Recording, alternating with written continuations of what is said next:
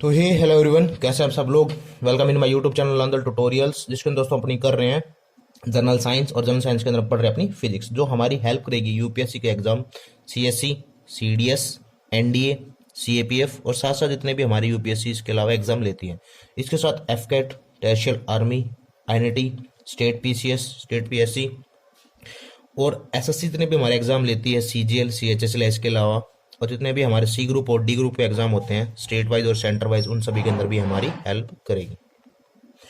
तो दोस्तों आज हम पढ़ेंगे प्लैनेट्स के बारे में, planets and Kepler's law of planetary motions. Main तो हमारा जो टॉपिक आज का है वो है Kepler's law of planetary motion. सबसे पहले हम देखते हैं प्लैनेट। एक्चुअली एक प्लैनेट होता क्या है? अ वेरी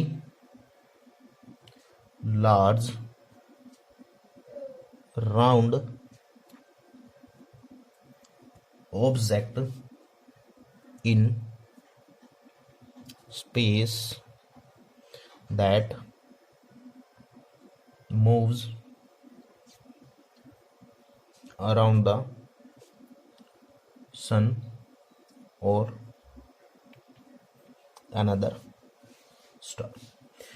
या कैसे हम कहते हैं कि छोटा सा कोई भी ग्रह या कोई पिंड, दोस्तों ग्रह या पिंड जो सूर्य, ये भी एक क्या है, तारा है, या अन्य किसी तारे या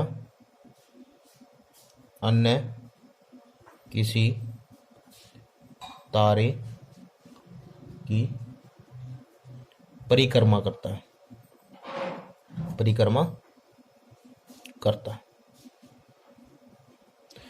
तो प्लेनेट क्या है फ्रेंड्स कि अ वेरी लार्ज राउंड ऑब्जेक्ट, हम यहाँ पे स्पेसिफिकली राउंड भी कह सकते हैं, या राउंड होते भी नहीं, ज्यादातर राउंड हो भी सकते हैं और नहीं भी हो सकते।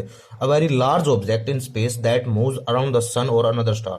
कोई भी ग्रह है, कोई या पिंड है, कोई जो सूर्य, जो एक तारा है हमारा, या किसी अन्य किसी तारे की परिक्रमा करते हैं। मेन ये था हमारा प्लेनेट। मेनली हमें इसके अंदर क्या देखना है, हमें इसके अंदर देखना है Kepler's law of planetary motion. कि कैपलर्स ने 3 लॉ दिए थे, उनमें क्या बताना चाहता था, जो पूछे जाते हैं हमारे। ये हमारी छोटी क्लास की डेफिनेशंस है, जो हमारे नॉर्मल जो हमारे एग्जाम होते हैं 6, 7, 8, 9, 10, 11, 12, कभी उनके अंदर पूछ ली जाती है। किसी स्पेसिफिकली एग्जाम के अंदर डेफिनेशन नहीं पूछी जाती है, हमारे पूछे जाते हैं Kepler's law of motion, Kepler's laws of planetary motion, planetary motion.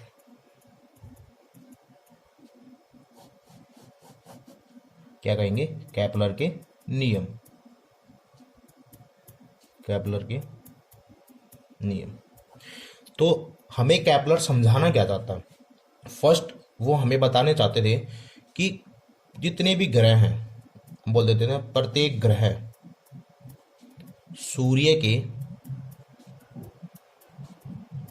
चारों ओर दीर्घवृत्ताकार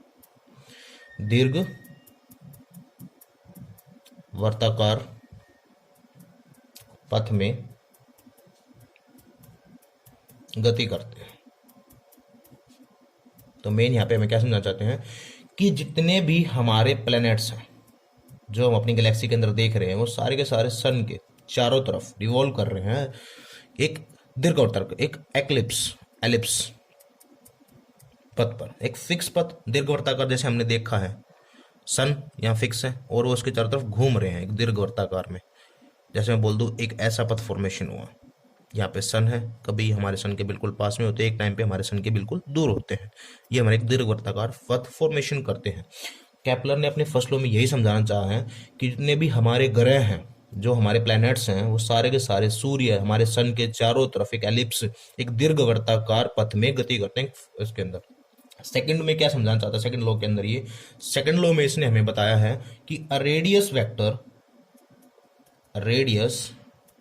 vector joining any planet, a radius vector joining any planet to the sun swipe out equal area in equal time।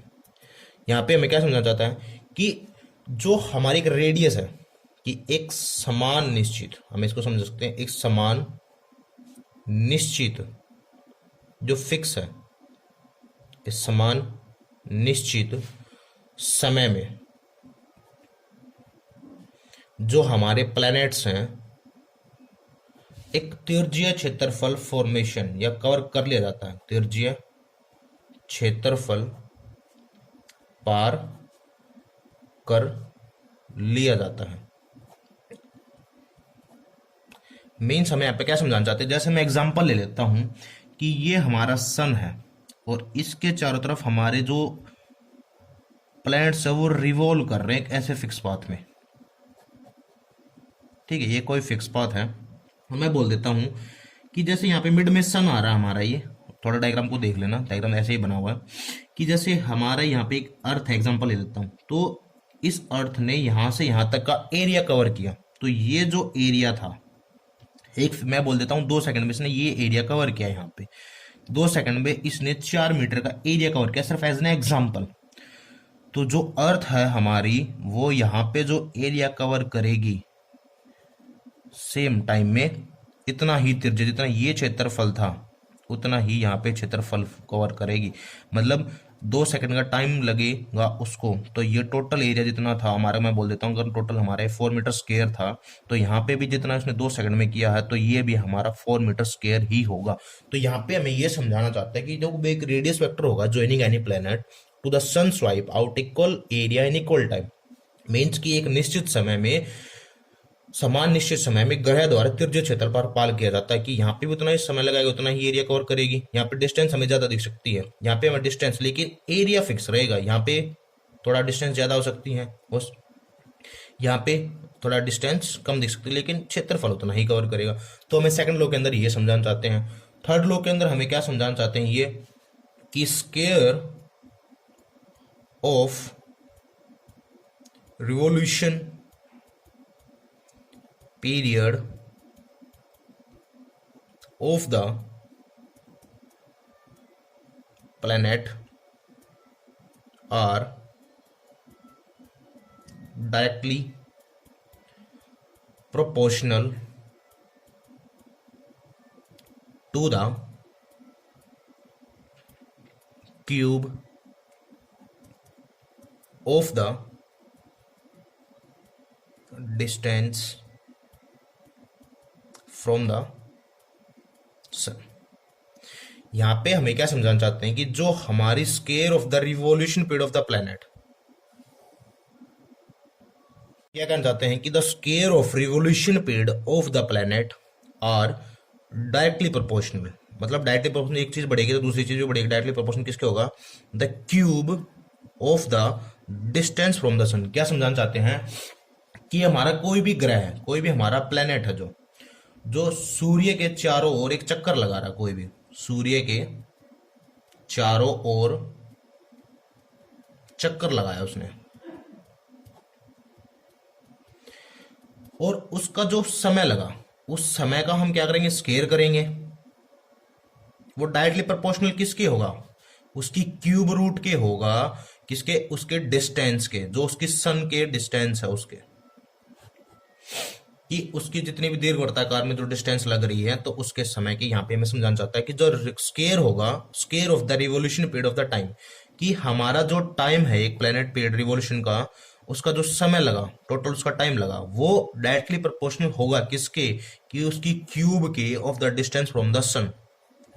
जैसे हम समझेंगे T square directly proportional to R cube. ये हमें यहाँ पे समझाना चाहते हैं कि किसी भी ग्रह द्वारा सूर्य के चारों ओर वो अपना एक चक्कर पूरा कर रहा है ना, तो उसमें जो समय है हमारा, जो टाइम है, उसका हम स्क्वायर करेंगे, और वो स्क्वायर जो होगा वो हमारा डायरेक्टली प्रोपोर्शनल होगा किसके, उसके distance from the sun, cube of the distance from the sun. उसके डिस्टेंस कितनी है उसके, वो क्यूब के डायरेक्टली प्रोपोर्शनल होगा। मतलब टाइम बढ़ेगा तो डिस्टेंस उसके हिसाब से क्यूब रूट के हिसाब से बढ़ेगी। टाइम स्क्वायर में बढ़ रहा है तो जो हमारी क्यूब डिस्टेंस है वो क्यूब रूट में बढ़ेगी। तो ये हमें यहाँ पे थर्ड लॉ में समझाना चाहता है।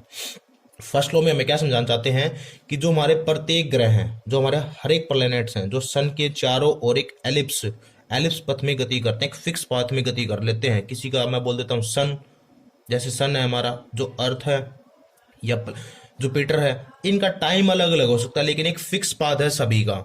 सेकंड लॉ में हम क्या समझना चाहते हैं कि एक रेडियस वेक्टर जो ज्वाइन करा किसी प्लेनेट को, जो sun swipe out an equal area and equal time, means कि एक समान निश्चित समय में ग्रह द्वारा तिर्यक क्षेत्रफल पर, या क्या समझाना चाहता है यहाँ पे कि जो ये बड़ी डिस्टेंस है, लेकिन यहाँ पे हमें डिस्टेंस ज्यादा दिख रही है, यहाँ पे हमें डिस्टेंस कम दिख रही है, लेकिन जो एरिया कवर करेगा वो फिक्स रहेगा एक फिक्स टाइम के अंदर। थर्ड लॉ में हमें क्या समझाना चाहते हैं, थर्ड लॉ में हमें समझाना चाहते हैं जो रिवोल्यूशन पीरियड होगा एक प्लेनेट का, जो टाइम उसने रिवॉल्व करने में लिया है सन के चारों तरफ, वो डायरेक्टली प्रोपोर्शनल होगा उसके cube root distance of the sun की, उसके अंदर कितना टोटल क्यूब रूट उसने फॉर्मेशन किया है। तो दोस्तों ये थी आज की हमारी वीडियो, जिसके अंदर हमने देखा Kepler's law of planetary motion. कई बार ये क्वेश्चंस पूछ ले जाते हैं यूपीएससी के अंदर, तो थोड़ा इनको ध्यान से समझना, थोड़े ट्रिकी हैं, एक दो बार वीडियो देखोगे तो अच्छे से समझ में आ जाएंगे। कल दोस्तों हम देखेंगे अपना सैटेलाइट्स, कौन से आर्टिफिशियल्स और कुछ जियोसेंट्रिक सैटेलाइट्स हम देखेंगे उसके अंदर। तो आज की वीडियो कैसी लगी कमेंट सेक्शन में जरूर बताएं, वीडियो को लाइक करें, शेयर करें और चैनल को ज्यादा से ज्यादा सब्सक्राइब करें। धन्यवाद दोस्तों।